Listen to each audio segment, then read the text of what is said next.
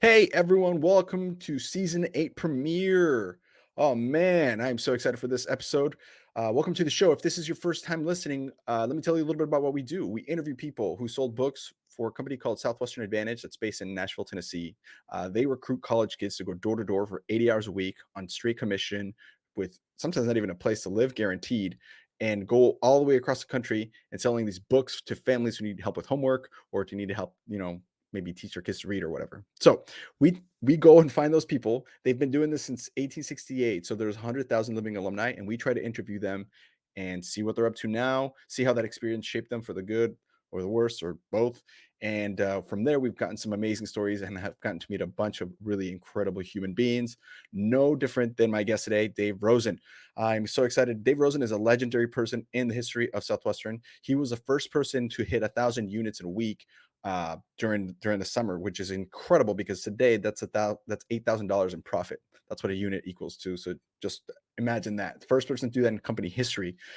He also broke the company record in 1989, setting forth a chain reaction of belief barriers that were broken throughout decades to come for the company. And now that record sits a lot higher. But the first person to pioneer the idea to just go out there, give your all, and completely, utterly commit to success was Dave Rosen. So he sold from 1985 to 1995 for 11 summers, part of the Blitz organization, originally from the University of South Florida, and then later on DePaul University. If you want to get a hold of him, D. Rosen at tcgchicago.com. That'll be on the screen and on the link below. So you can click if you want to get a hold of him to see or hear more about what he's up to. He's got some really cool stuff going on, which we're going to get into today. And he didn't have a specific favorite scroll. So I think I'm just going to say he liked the whole entire book of Augmentino. And so with that, when we come back, Dave Rosen.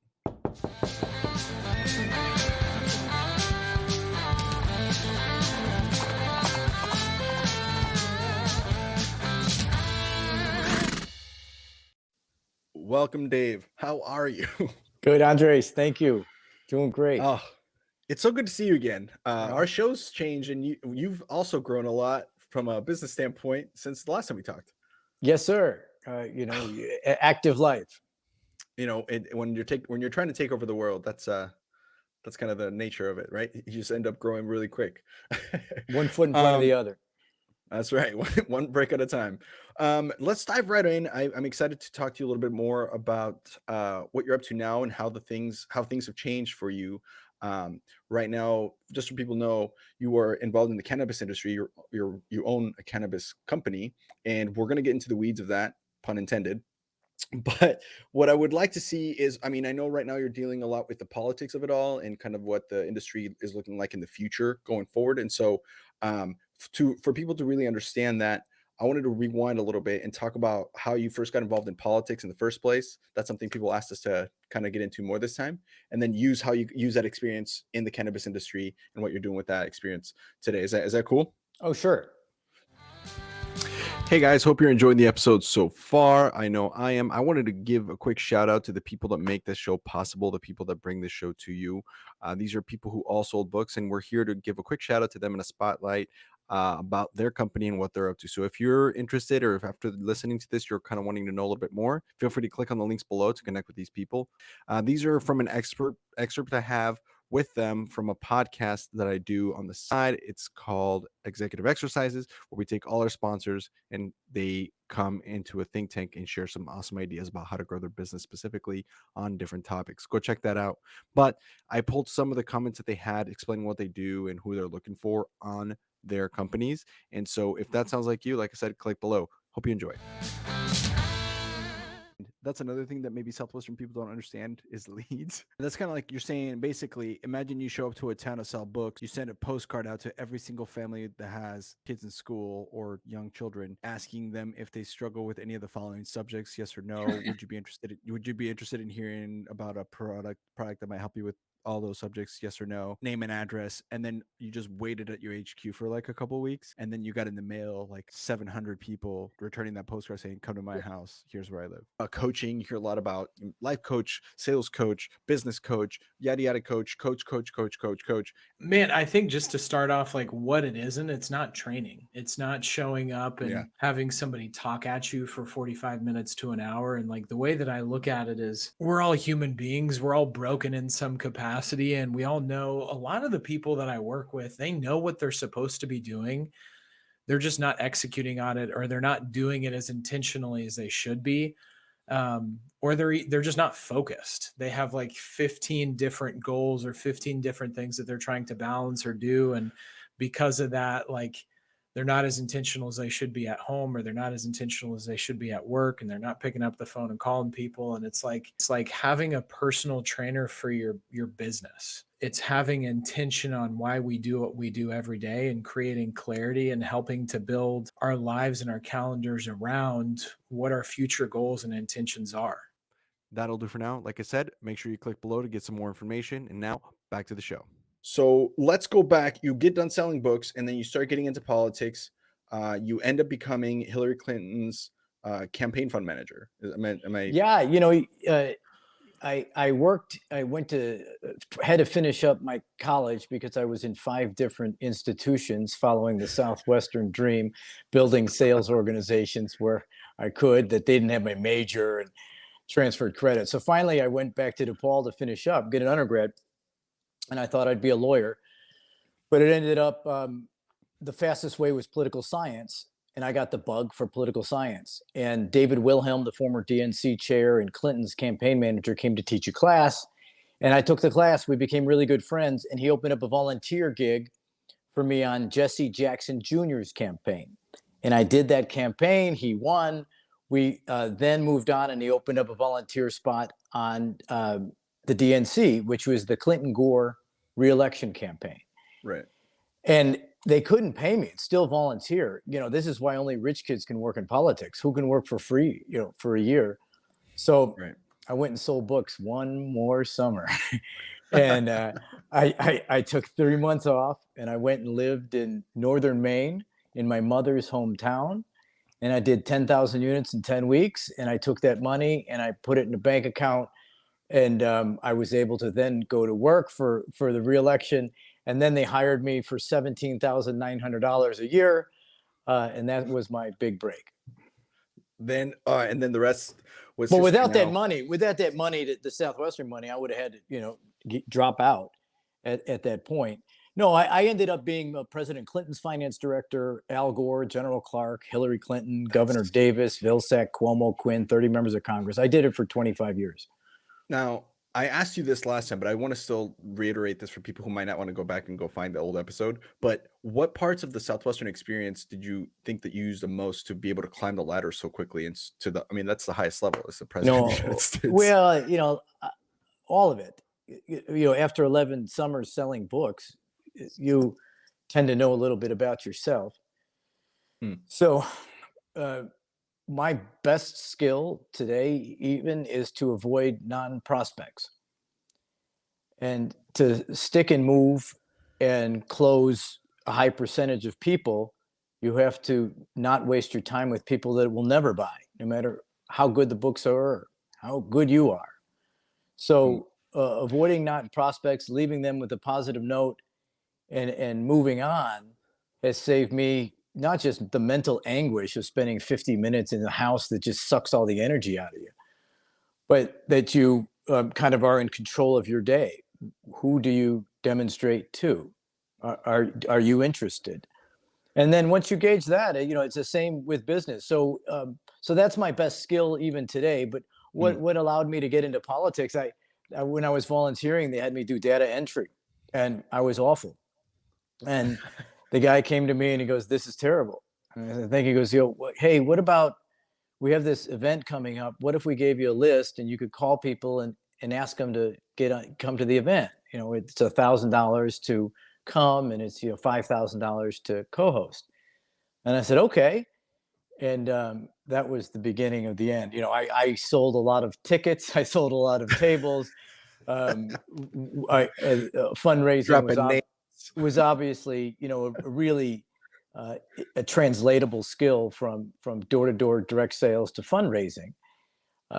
So again, you demonstrate, you have a product, you have a cycle of a sale, you have cash collection, you have referrals, and you move on. So I was good at it. And then I started training others. And, once you're good at raising the money, without the money, everybody loses. So if you're able to raise money, that's how you climb up. You're taller when you stand on your money. So people would hire me. And then I just started getting hired by, high profile folk, and ended up being, again, three presidential races. That is bananas. You get to this point where you're raising money for a presidential campaign, right? You are in consistent conversation with the president, the soon to be president, right? What does that lifestyle look like from a standpoint of like you were traveling all the time? Were you able to be at home? Like, how does that world revolve? I don't feel like, again, very similar to books. No, you're never home. Yes, you're traveling all the time. You can't catch up. You can't catch up with your mail. Once people trust you. So in Hollywood is the same way. When you want to go work in Hollywood, you work for free for, years, and people get used to you being around. And once you're in the club, whether you're paid or not, people lower their guard against you, and they're comfortable hanging around you. So, but by the time I'm working for the president of the United States, there's no, getting comfortable. We're working. So, when I worked for the president, he didn't call me much. But when I worked for the senator in her Senate race, she was the first lady then, he called me all the time. And the first time he called me, I didn't think it was him. And I said, "Oh, come on." I probably said someone's doing an impression. Yeah. And this is William. And no. Okay. Yes, Mr. President. Yeah. And he said, "Well, how's the event going?" The event in Cleveland, Mr. President? Yes, the one. Yeah. Well, it's on track, Mr. President, and yes, we're going to hit the goal. And he'd say, "Okay, well, let me know." Okay, sure thing, I'll text you. So that ended up being where he called me a bunch, and he really deeply cared about his wife's race, and he's the smartest guy in politics. So yeah, he was a big help, and he paid attention. He was intellectually curious, and he cared. So what is it like to get calls from now? Yeah. It's my club, right? Some people are in other clubs, but politics is my club. So I see and talk to senators a lot. I'm going to the White House holiday party tonight. So, I'm because you don't ever get out. I'm not a fundraiser anymore. I'm not a staffer anymore, but cannabis is deeply political. We've been jailing the wrong people for a long time. There's lots of crazy rules, onerous tax rules that don't allow us to profit. There's lots of reasons to be political, but it's certainly state legislatures, and it's the main reason is it's still federally illegal. So until we get some relief where we're no longer taxed like an illegal drug, where our revenues are derived from illegal sources, we try to do the right thing. We pay a living wage and health insurance to our employees. Our employees are long-term. They're a union, we're a union employer. So we've been organized by UFCW. We're the only union company in Las Vegas. We give pensions and free college and high hourly wage and vision and dental insurance. So no one leaves. We have a 14% turnover rate. And people have worked for this for 7 years, 8 years in the cannabis industry. So that makes us strong. So yeah. That is amazing. So cool. Oftentimes I'm talking to senators about cannabis, and they want to know how an operating cannabis company works. They want to know all this labor stuff, and how the Canadian companies ended up forming monopolies in the country and driving the price down. So all that. Telling me about this. I was going to say, let me get into this. We'll go back to kind of like how you ended up in cannabis in the first place in a little bit. But now that we're here, let me ask you about this, because the industry has changed a ton. You were telling me before when we scheduled this meeting and this recording, Can you walk us through what people like the common person doesn't know about the cannabis industry from Well, the standpoint of there's a like the lot. structure, the Yeah. monopoly? Well, everyone thinks it's a green rush, and that there's so much money being made for those that own cannabis companies and are operating cannabis companies, and quite the opposite is true. You're not allowed to make money. What do I mean by that? You pay 60% in tax, 60, and then you pay tax on your gross revenue. So you can't lower your business expenses. So if us book people couldn't lower our business expenses, we would pay a lot more in taxes and we'd be out of business. Yeah, it's cost prohibitive. If you were a law firm and you couldn't write down your business expenses, you're out of business. A restaurant. So this is the price to be in cannabis before it's legal. It's like owning a prohibition license before prohibition is listed. An alcohol license before prohibition is lifted. That's the investment, by the way. When Canada went legal, their stocks went 100-fold in value, and there's an automatic multiplier. We just thought it would be legal by now. It's 2014 was the first, 2013. So we thought it'd be legal by now, and that's who can hold on. Well, what happened is when Canada went legal, they're now public, so they had liquidity and access to all this money. So they went and bought up 80% of all the licenses in the U.S. So, so their companies have 6,000 employees. 100,000. They paid $100,000 or $100 million in tax, but they don't pay. They don't give pensions and free college, and they're just regular Joe retail employees, and they have a higher turnover. And their goal is to sell it to a pharmaceutical company, a beverage company, a liquor company, a tobacco company later on after it's legal. So it's our plan too. It's just that they're so big now that they have to hit these quarterly revenue for their public companies. So they have to list their numbers every quarter. So they sell their cannabis for cheap. And so now they're flooding the market with high THC dry cannabis, which is really average weed. Yeah. And they're forcing us to sell our clinical grade cannabis for cheap or do something else with it. So that's the thing, that they flooded the market. So the retail sales are down just because of the economy and inflation and everything else. But then the wholesale, everything's down because they lowered the price of flour. So what do? We take the flour and now we extract from it. We put it into a vape pen and we skip the jars. We'll wait until the market comes back to sell our clinical grade cannabis. We'll sell a small amount of the high end, bigger buds in our stores, but the rest we send right to extraction. We create these amazing products with vape pens and infused pre-rolls with our own extracts, our own flour, and we're able to stabilize that way. But yeah, the market's been depressed for 18 months. We've seen other downturns in the market, having been in the business 9 years, but this is as bad as it gets. Now, the public companies aren't having a good time either. Their stock went from 80 or $45 to $6. So they've lost 90% of their value. And I think we have hit bottom. I think it will come back up, and there's supposed to be legislation this week.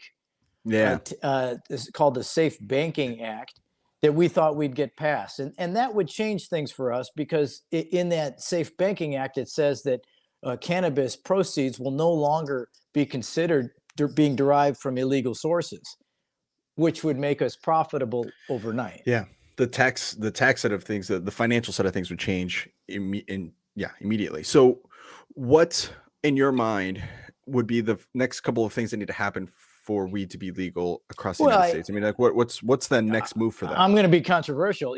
I think that antitrust, why do we have to have monopolies before it's federally legal? I think that the government should break up these giant companies and give independent companies a shot at being an entrepreneur in the U.S. How did it get so big that nobody could participate anymore? Yeah. And now there's only 3. So I would break up those companies with antitrust. But what that's just me being radical. What needs to happen is federal legalization. We have 36 states now.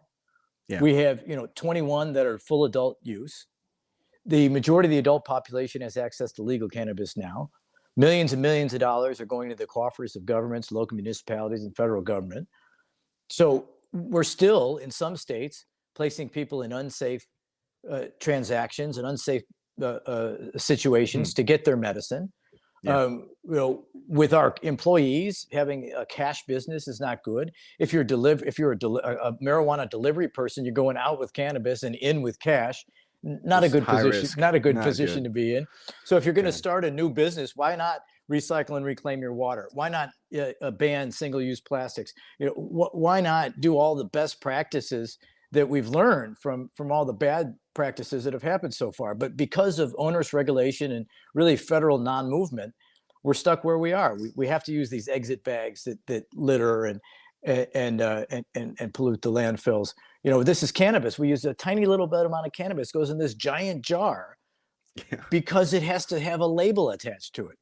So what needs to happen is just the regularization, if that's a word, of cannabis. We should be able to buy this medicine, whether it's a beer or an aspirin. We should be able to buy it in a store, whether it's a vitamin or a glass of wine. We should be able to buy it in the store. And that means we could transact properly, we could bank properly, we could finance. The biggest thing is these facilities cost $20 million to build. Well, that's cash. Who has $20 million in cash to build a factory? So then you take a loan, and the loan, thank you very much, is 20%. Oh, thank you. So it's predatory lending, or you have to finance it through equity, or go this public route in the Canadian exchange, and we're not willing to do any of it. So we have not been in a hurry to take a bad deal.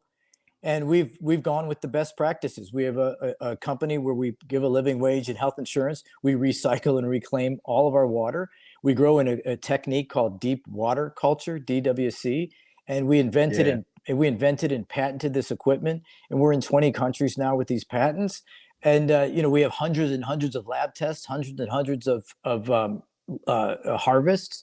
So it's a really tough business, but you can't take your hand off the wheel. The great sacrifice to this, I can't buy a house, I can't buy a car, I can't, I'm considered, your money's tied. I'm considered a non-entity in credit, right? I can say that, so no one will finance me, right? Ask my wife, she owns everything. So I can't put anything in my name. I can't refinance. I can't. So it's just because it's federally illegal. I'm just a pot guy. But who knew I went from working in presidential politics to not being able to open up a bank account. So I was okay. Well, this is. I wanted to ask you about the indictment, and then of course your acquittal later on. Is that all right if we move into that? Oh my God, I don't have to go. I can skip my therapy appointment this week. Yeah, sure, Andres. Let's go for it. And how does that make you feel? Hey guys, hope you're enjoying the episode so far. I know I am. I wanted to give a quick shout out to the people that make this show possible, the people that bring this show to you. That's okay. And actually, this is good to, I had Nick kind of explain this a little bit too, but because I've been in the insurance industry before. For people who are listening, like, how do you make 115% commission? The way I explain it to people is the insurance companies we represent. So we're a broker. All these companies we work with, they know they're not really going to be making any money off the sales that I make for the first several years, but they don't care about that. They know these clients are going to be on the books for 10, 15, 20, 25 years. So they know they're going to make money over the long haul. And so part of the reason agents are able to make so much is there's all these companies out here, and they're all competing for the broker's business, because these companies don't actually have their own in-house sales force. They have independent contractors. And so if their compensation or their commission levels that they offer aren't competitive, I'm not going to place any business with them. Hello, off schedule moment. Wanted to tell you about Southwestern Real Estate. They're 99% drama free, only 99, not 99.9. So it's a bit spicy, kind of like this episode. Anyway, they will learn you to kick ass at real estate. So make sure you guys click the link below, get in touch with them. Okay, back to work. Bye. That'll do for now. Like I said, make sure you click below to get some more information. And now back to the show. So just for people who might not be assured, and there was an indictment for you in 2003, right? Is that, did I read that right? Yeah, that sounds right. What What led up to that? How did the acquittal go? And then how did you go from there to let's start weed? Like, what was those transitions? Oh, it's a natural transition. Everyone that gets acquitted, which is nobody, goes into cannabis. So first thing to understand is that 97% of people that are indicted go to jail, are convicted. Martha Stewart went to jail. Yeah. So I was facing 20 years in jail. Now, as the bookman, when you say how did being a bookman help me, well, this is one of them. Just being able to testify in a trial. Sure, it was my own, but it could be anybody's trial. It helped me to present. It helped me to look people in the eye. Helped me to read people. But how did it happen? I was working for Senator Clinton, and we threw a fundraising event, and the people that sponsored the fundraising event ended up being, scumbags. And they had partnered with Stan Lee, the very famous Marvel comic book creator. Mm-hmm. And they started a company with him, and they stole all the money. And so then they ran to Brazil after it was all over. Now we threw an amazing event. It was called the Hollywood Salute to President Clinton, and it was a fundraiser for the then Senate campaign, or the campaign for Senate, for U.S. Senate for Hillary, and we did it in Beverly Hills or Mandeville Canyon in Los Angeles on the eve of the Democratic National Convention. We threw this big party, and the guys that were stealing the money were paying for the party. And then when it was all over, they said, yeah, we stole all the money. And yes, I'm in Brazil on the lam, but you should give me immunity from prosecution because this party that we threw didn't cost $300,000. It cost $3 million. And here are the receipts. Now, great. It doesn't matter. There was no victim, right? It was just the expenses. So how much it cost? There was no, for the alleged underreporting, there was no victim. Hillary didn't benefit. David Rosen didn't benefit. The Democratic senatorial campaign didn't benefit. Nobody benefited. It was the public right to know. What it was the Ashcroft Judicial Department trying to squeeze my blood on Hillary Clinton's shoes. So if I was indicted and convicted, she wouldn't be able to run for president. She wouldn't have been able to be Secretary of State, right? It would have been a big deal. Yes. So most people in my position at that time would have taken a deal. And, I didn't. And so we went to trial. And I was tried for 17 days, and I was the top ticker on the CNN, underneath. God. And I was facing 20 years in jail. And on the left of the pew was my family. In the middle was all 150 newspapers from around the world. And on the right was all the interest groups from the right and the left, some hoping I hang and some hoping I'm freed. And it came down to, we the people. Now, I testified for 6 hours in front of the top prosecutor for the Integrity Division of the Justice Department. And, most people don't testify in their own trial. And I was acquitted in 3 hours. The jury understood, it came down to we the people of the United States found the defendant, David Rosen, not guilty. You don't miss that first word. And, my family's crying, my lawyers are crying, and it was a big deal. Prior to that, wow. Politics had become nasty, right? I was just a pawn. It wasn't personal. They just wanted Hillary. So it didn't used to be that way. They used to stay in town on the weekends and go out with each other, and the Republicans and the Democrats would hang out, and they would go on retreats, and they would say, I can't believe you said that to me on you're in the well, how dare you? They were pals. And that kind of broke down where it was more politics of destruction.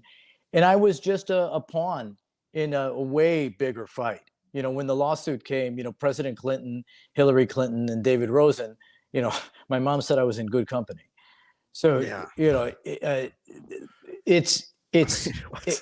prior to that, I had worked for the DNC and other campaigns, and I'd had to give reports. I'd had to have my hard drive seized. I'd had to, testify on finance, because it's almost like an audit or an accountant job, but never was I a direct target. And by the way, I don't think they'll try it again. It's never happened before. I was just a political staffer, but they Right. tried to indict a staffer who was just, I print name tags for a living, for goodness sakes. Yeah. So that happened, and then I got back. It was a big deal, of course. Yeah. And Well, I lost all my clients, and it was hard to work as an indicted staffer. My parents don't have any money. They were just regular folk. So my defense cost $1.7 million, and I had to borrow that money from frankly just Democratic donors. Now, what can I do for so these Democratic donors came out of the woodwork and helped a guy who didn't have any money, and I won't forget it. But after you go through something like that, here I thought I won. Again, let's go back to work, and no one would hire me because I was too popular. Why can't I hire a finance director that it wasn't on the front page of the New York Times?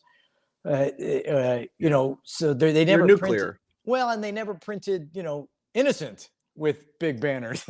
Right. So yeah, I had to work my way back and claw my way back, and I'm very grateful to those initial clients that took a chance. And finally I took Senate races, and my best one was the last one was governor of Illinois, where I played a significant role, raised all the money, and we won. And after that race, I laid my guns down, and we started a company, and that's how I got into cannabis. It was mostly an entrepreneurial exercise to take a company that was illegal and make it legal. And we're still on that fight. I didn't think it would take that long, but that's where it is now. It's helpful to have both the book background and the political background when I go and talk to county commissioners or secretaries of state or the governors or the senators or the state senators or the local reps. Anyone in politics, it helps to have a background. I'm in the club, so to speak. Yeah. And so it's government relations work. So I can do that for our company and offer that, as a skill.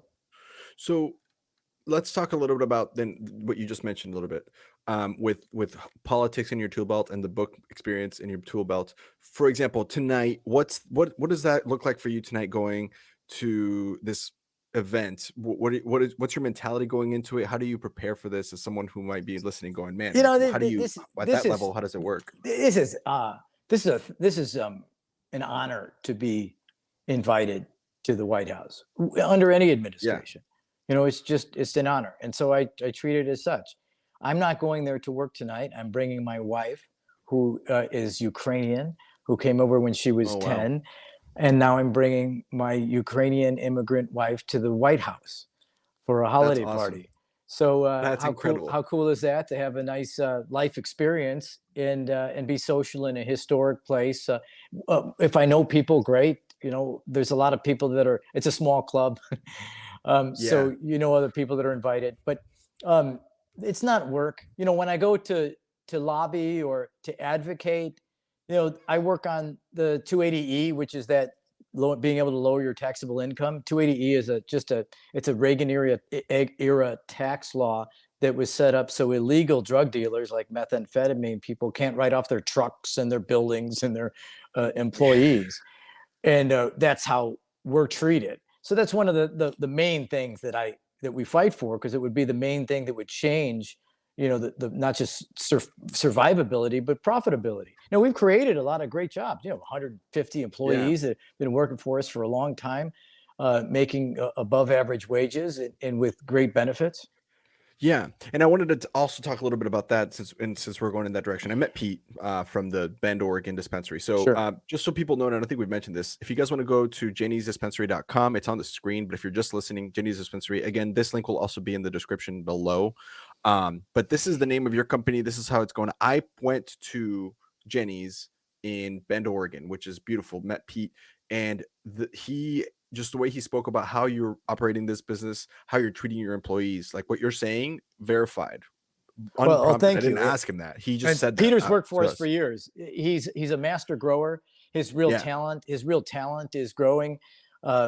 He has decades of experience. He's from Bend, Oregon, and so he's managing the retail store while we build the cultivation center. And that retail store has been open 7 years. So it's been open a long time.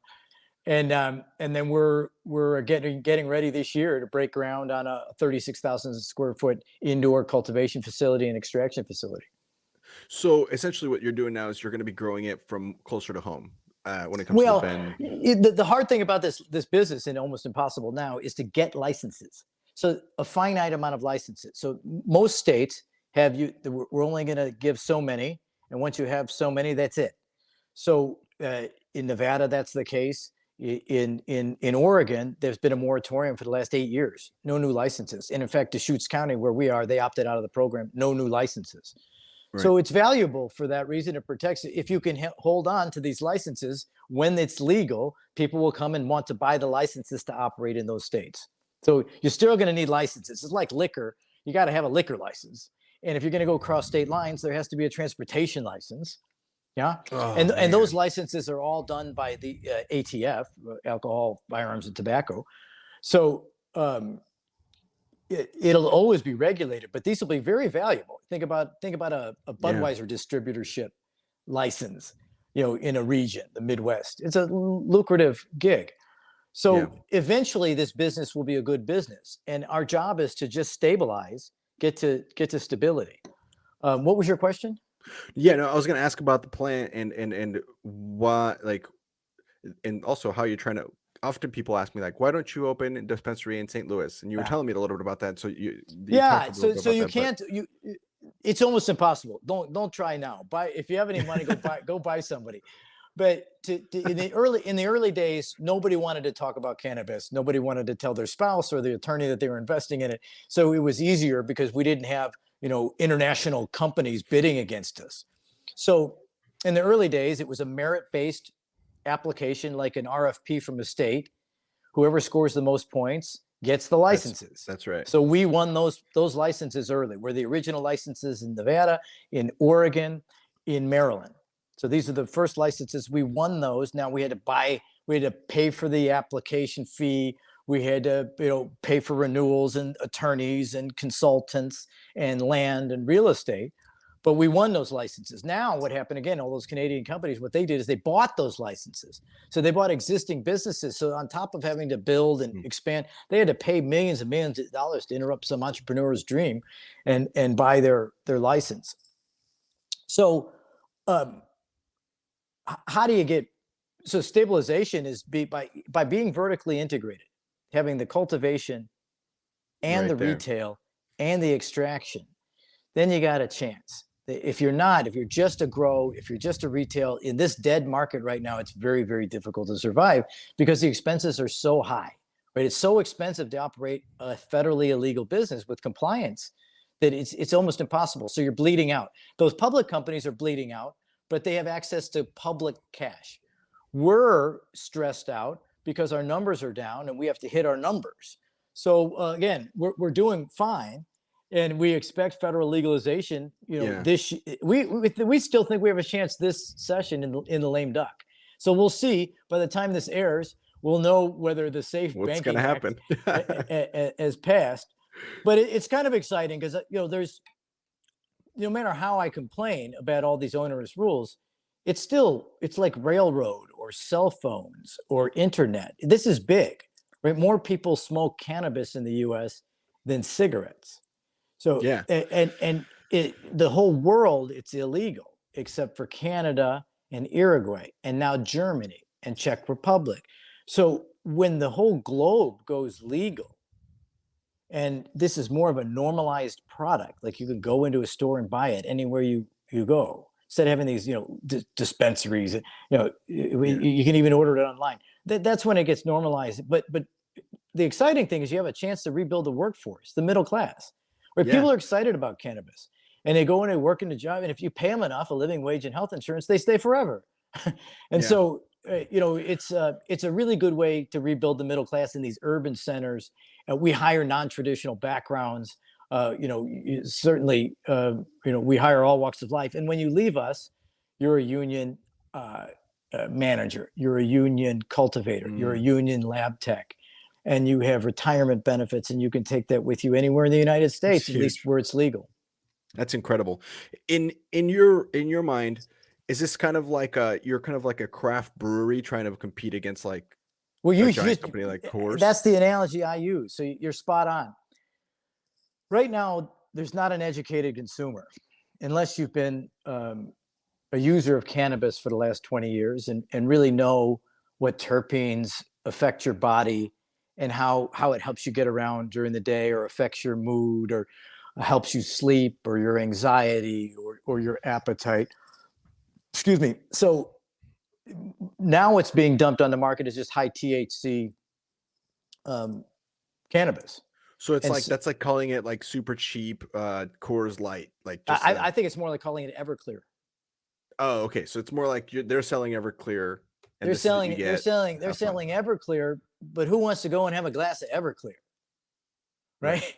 So you want more of a sophisticated approach to a beverage, to a cigar.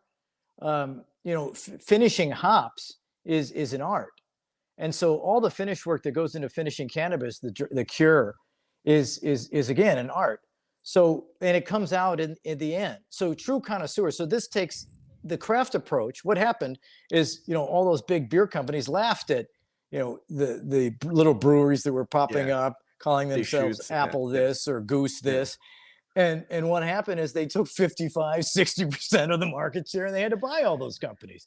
So yes, I do think that, our craft approach, by growing in deep water culture, recycling, reclaiming our water, growing a clinical grade cannabis, and then taking that same dedication to purity.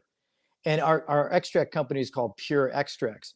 And so we take those extracts, we extract from our own plants, we pull those cannabis derived terpenes, and we make a more complex vape pen. So, the word smooth is expensive. Yes. So a smooth cigar, a smooth scotch, smooth is expensive. And in cannabis, it just means that you're pulling a lot of terpenes. So we pull 4% terpenes on a lot of our runs. That is the smoothest. So all that great medicine is just, operating it with each other in this entourage effect, and you're having as good as you can get. So there's a big difference. And the craft approach will be an interrupter someday. Where I grew up, you would drive counties to go get good weed.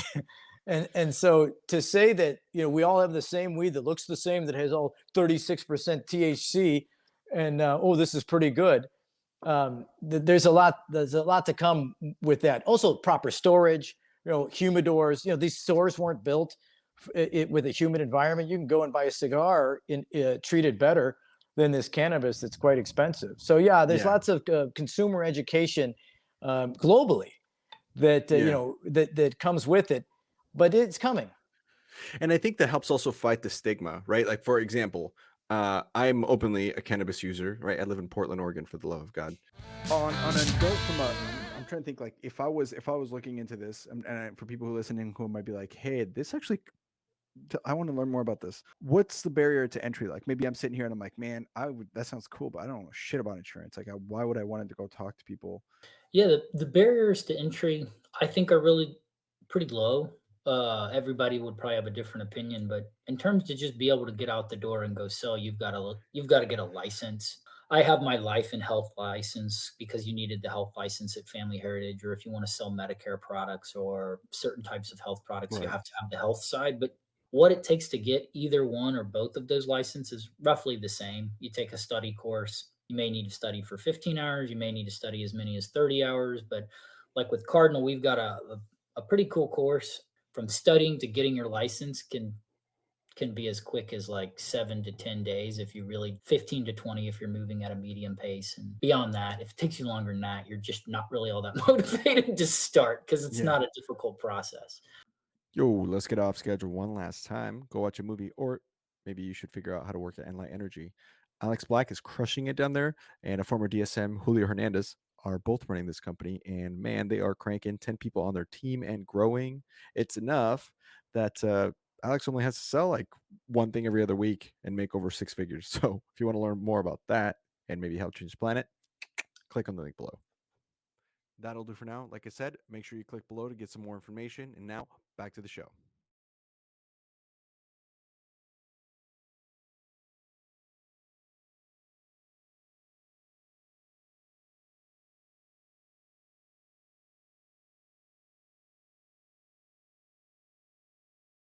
I've been to Ben, so can confirm the quality control, can confirm the quality Excellent. of the product, can confirm. I can also confirm the happiness of your staff. I'm just letting people know from a unbiased standpoint. I understand that what you're saying, but there's still even stuff that I'm not really as familiar with.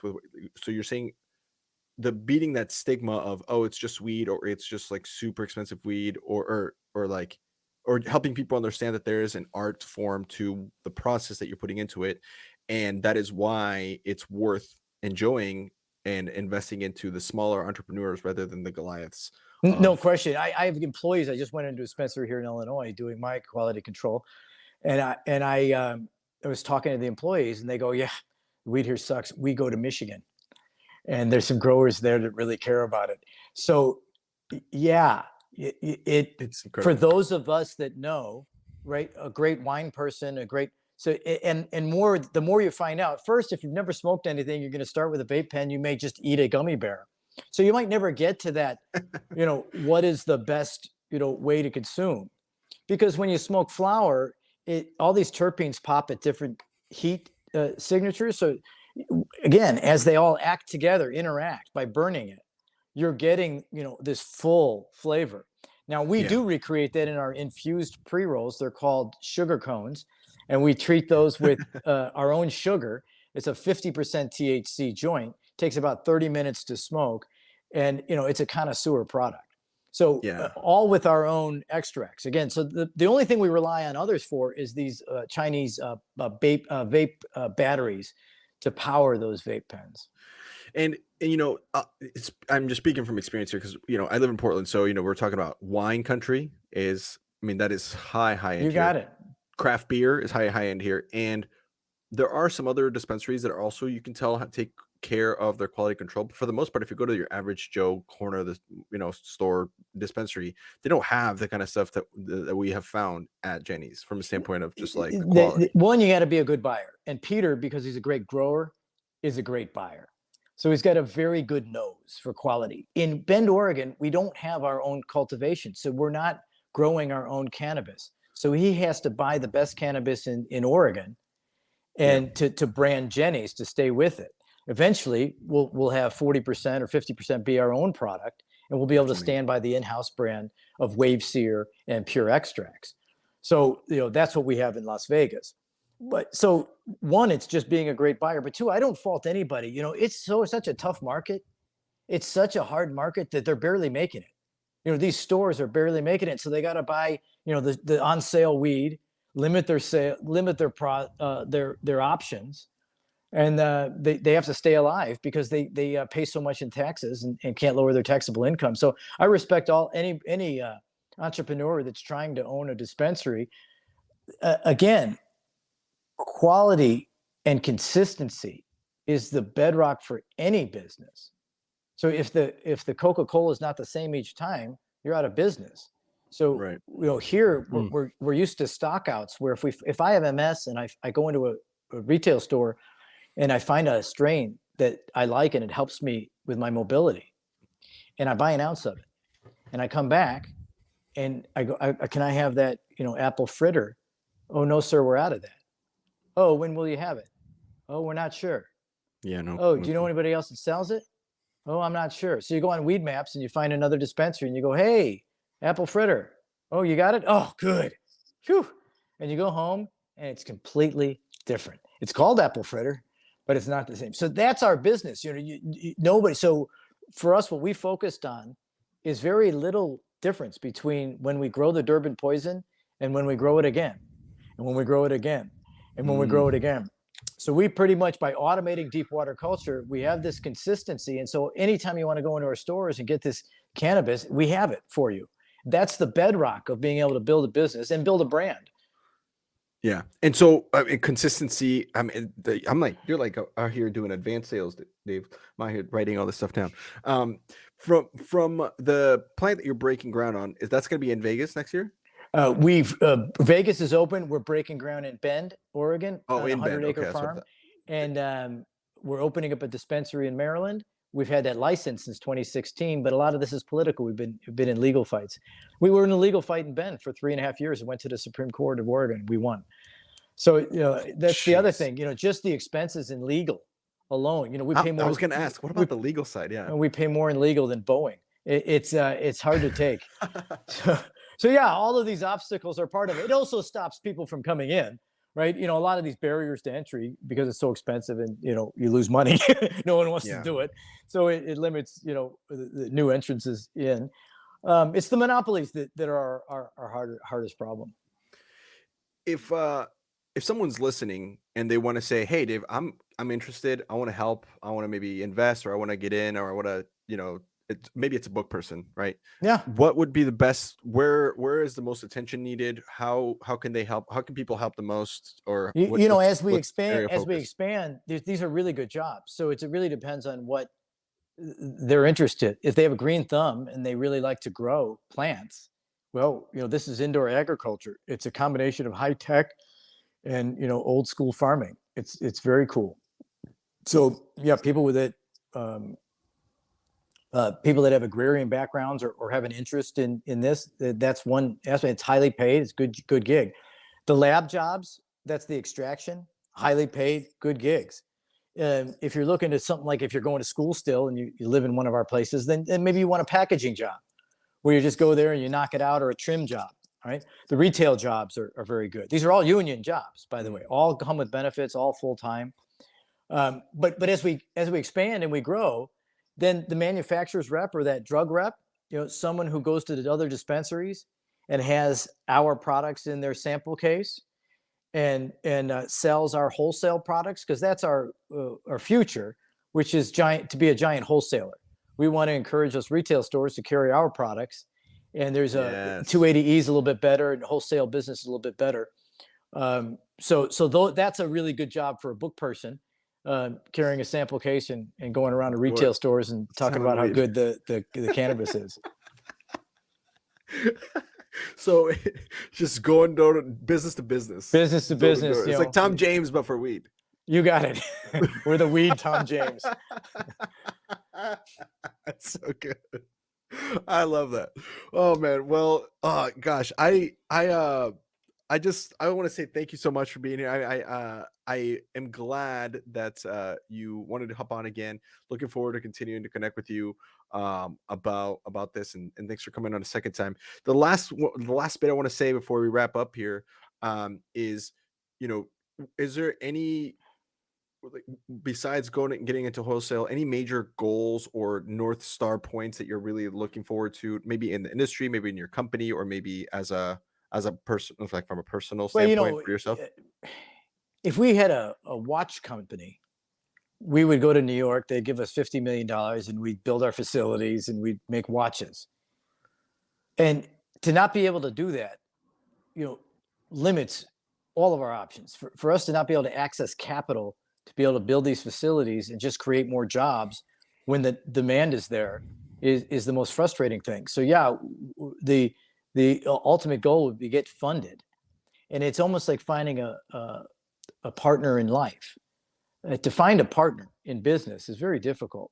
So most people, in our space that want to get into cannabis, they're trying to be, they're predatory. They want to lend money at 20%. Well, that's a good deal. Or they want to take advantage of our real estate by mortgaging it, or they want to, help us in other great ways. So it's a very tough. If we could just have normalization, it's all I'm looking for. I don't need a big goal. Just that let us run a business the way we know how to run, without any of these onerous tax rules. But at the end of the day, what we'd like to do is build full-time middle-class jobs in these urban centers across the country. So Chicago, Los Angeles, New Orleans, Boston, all these places where people can walk to work again, that we get away from this awful commute. And you can walk, have a full-time job where you have a living wage and health insurance and great benefits, And that's how we were built. You know, we were Beautiful. built on middle-class jobs. And by the way, then they can buy more of our weed, and you know, so can their family members. Yeah. And I think the impact that can have on like the communities that have been marginalized for this, or that have been like, you know, you brought this up early, people who went to jail for the wrong. I mean, there's cops right now in Oregon smoking weed and who arrested someone 20 years ago that is still serving. So no, it's terrible. Those people should all be let out. Those low-level drugs. It was a discriminatory tool. People were thrown in jail with low-level drug offenses, and other people were not. You know, I was pulled over many times. I never went to jail. So, you know, they took my weed and, you know, let me go. So, you know, it's been wrong. It's not right. And but more than that, let's skip any kind of restoration. Let's just say this: we can rebuild the middle class. There's 3 new jobs: Uber, Lyft, and weed. And Uber and Lyft suck. So with cannabis, it's yet to determine, how is it a living wage and health insurance? Are you going to be able to work and go and work in this factory your whole life? Are you going to be able to have, you know, pay for your kids' college and have a 2-car garage and go on vacation? And, you know, that middle class lifestyle without being stressed, for God's sakes, being stressed that you lose your insurance or somebody gets hurt, be stressed to go on vacation. So you spend more time at work and less time with your family. And that's where we've been. We've been on this downward spiral where, you know, there's not enough contemplative time and there's not enough money in the middle class. That's the key. The rich people do very well when the middle class has money in their pockets. Yeah. Dave, you are a pioneer, my friend. Well, and I'm real pleasure. I'm looking forward to just seeing where this goes. Let me know in a couple of weeks. Text me how it went with the safe banking, and yeah. you'll see about it on CNN. Yeah, there'll be a lot of tweets about it. On that note, guys, thank you so much. My name is Andre Scamboa. You've been listening to the Ponytails podcast. This was the season 8 premiere. Thank you for sticking around. Catch us on the next episode with Todd McWhorter, Pat Roach, and Jake Chesney. We're doing powerhouse. Yeah, it's powerhouse episode. We're just bang, two strong episodes to start it out. Thank you so much, everyone. We'll catch you on the next one. Peace out.